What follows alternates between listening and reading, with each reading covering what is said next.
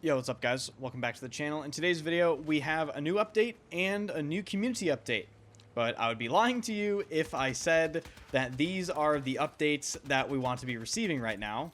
Earlier today, my chat was telling me, oh, there's new patch notes. I went to look at the patch notes, disappointed.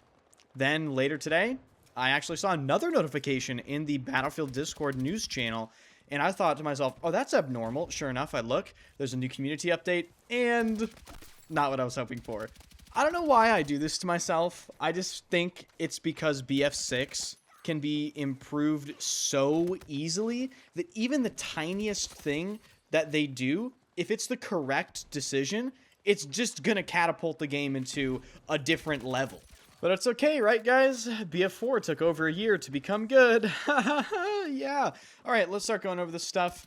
If you enjoy the video and the content, be sure to hit the sub button, hit the like button, and leave your thoughts in the comments about all this stuff. I don't want to make it sound like there's absolutely nothing good coming out of these community updates and this patch, but, you know, you'll see what I mean when I start going over it, which is right now. The first thing to mention is a new game update called 1.2.1.5. This focuses on quality of life improvements, stability fixes, and resolving several issues across gameplay, UI, Battle Pass, and Battle Royale. And they conveniently mention right at the end of this that it also restores missing store content and addresses critical revive and gadget interactions. Emphasis on restoring missing store content. If you read between the lines on this update, that is the real reason why they pushed an update. If there was anything wrong with store content, if there's anything wrong with the Battle Pass, you better believe a hotfix is coming out the next day, or at most a couple days later. And I suppose that makes sense. If people are paying money for this stuff, they better damn well get it. Anyway, this update arrives on March 3rd, so it is not out as of recording this video. The major updates implemented in this small patch are the fact that they made some stability improvements to the game regarding crashes that kept happening to players. They improved the menu experience and tried to make it a little bit smoother, and they restored missing store content, like I said previously. But hidden away in these patch notes in the maps and modes section is actually a change that has potential to be really, really good. This change reads as follows, quote, updated spawn logic with an additional out-of-combat area check to prevent unintended spawn locations.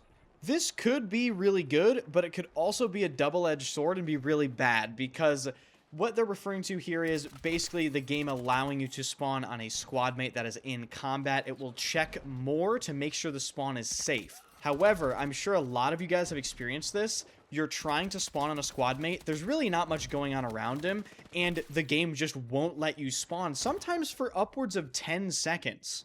And you're sitting there spamming the spawn button going, oh my fucking god, just let me play the game. I wish there was an override button. So hopefully this doesn't make squad spawning even more irritating than it can already be in, you know, certain situations. But I think overall this will be a pretty good change. Harking back to what I said at the beginning of this video, I think you guys can understand why I'm saying this update wasn't exactly what I was hoping for. I would love to see a little bit more, even in small updates like this, even if it's just bug fixes. Because that is the entirety of the patch notes. There's nothing else to go over. Moving on to the community update. When I saw this notification, I was hoping for more elaboration on seasons to come, maybe some early Season 3 stuff, maybe some deeper knowledge inside of Season 2 and what we can expect during the season in terms of updates, but it is just an anti-cheat metrics update, and I have to be honest, I've only seen a single cheater in this game, and that was a week into launch, and the cheater was blatantly aimbotting and got banned in the middle of the game. Since then, I have never seen a cheater in this game in over 400 hours of gameplay, and that in and of itself needs to be applauded.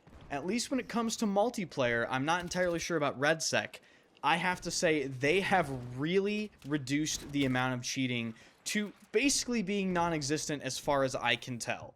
If you played games such as Battlefield 5 in particular on PC, you would know that it used to be a gigantic problem. I was stream sniped by aimbotters on BF5 to the point where I couldn't even play the game anymore. So I really do appreciate them focusing on cheating so much. The information DICE provides us in this post essentially has to do with this metric called match infection rate. and they define match infection rate as the percentage of matches across the title that were negatively impacted by at least one cheater. This includes all suspected cheaters, even those we might not have enough evidence to enforce against. That's a little bit interesting. They add that at the end there. They go on to say that in January, match infected rate started at 2.38%, and over the course of the month, it gradually increased, and in January right now, it has increased to about 3.6% on the 31st as of this update coming out. Apparently, through January, Javelin Anti-Cheat has prevented over 384,918 cheating attempts. What the fuck? And that is absolutely it. And I hope you guys can understand why seeing 2 notifications in the news channel and Discord for Battlefield and just having it be these little updates is kind of disappointing for me. I really want Battlefield 6 to succeed. You know, I see the sentiment around the community. I feel the sentiment in my stream. I think people are just getting bored of this game already, and you can't necessarily blame a lot of people. And I understand many people also enjoy playing the game on a daily basis. That's just fine. But damn, this content cycle is really sapping a lot of the enjoyment for many, many people. And I'm not sure it will ever change, unfortunately. But even more pressing than the content cycle, in my opinion, is the fact that the game can be so easily improved. They're already taking some steps in the right direction, but we have yet to receive the changes. One example is adding limb multipliers to the game. They mentioned that in a previous community update.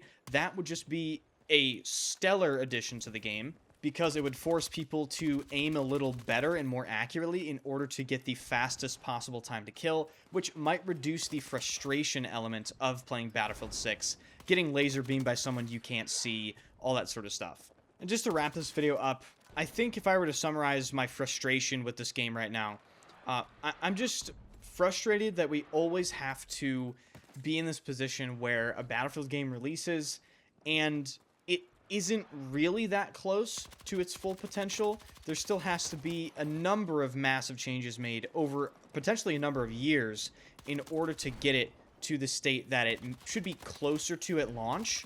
If you guys were watching this stream today, my motivation to play was absolutely zero. I ended up ending the stream really, really early. Actually, it might be my shortest BF6 stream.